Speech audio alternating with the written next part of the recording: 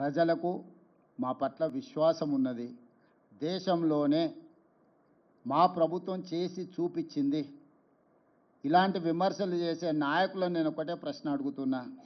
11 సంవత్సరాల నుంచి నరేంద్ర మోడీ గారు ఈ దేశ ప్రధానమంత్రిగా ఉన్నాడు. 16, 17 రాష్ట్రాలలో మీ ప్రభుత్వమే ఉన్నది. గుజరాత్లో 25 సంవత్సరాల నుంచి మీ ప్రభుత్వం ఉన్నది. మీరు అధికారంలో ఉన్న రాష్ట్రాలలో చేసి మీరు ఆదర్శంగా నిలబడి ఉంటే ఈరోజు తెలంగాణ మోడల్ని మీరు అనుకరించండి అని చెప్పే అవకాశమా మాకు రాకపోతుండే కదా. రాజకీయంగా లబ్ధి పొందాలన్న ఆతృత కనిపిస్తుంది వాళ్ళ మాటలలో తప్ప పకడ్బందీగా కులగణన చేయాలి, జనగణనలో కలపాలన్న ఆలోచనే చేయలేదు. చేయాల్సిన జనగణన కూడా 2021లో చేయకుండా వాయిదా వేసిండ్రు. ఇవాళ అది కూడా చేయాల్సిందే అని చెప్పి మేము ఒత్తిడి తీసుకురావడంతో ఈరోజు వాళ్ళు ముందుకు వచ్చిండ్రు. ఏది ఏమైనా స్థానిక బీజేపీ నాయకులకు కొంత అసూయ, అసంతృప్తి, మోడీ గారు రేవంత్ రెడ్డి గారి విధానాలను అనుకరిస్తున్నాడు అని కక్కలేక మింగలేక దుఃఖంతో ఉన్నారు. ఇంకా వాళ్ళని ఎందుకు చారి ఇబ్బంది పెడతావు?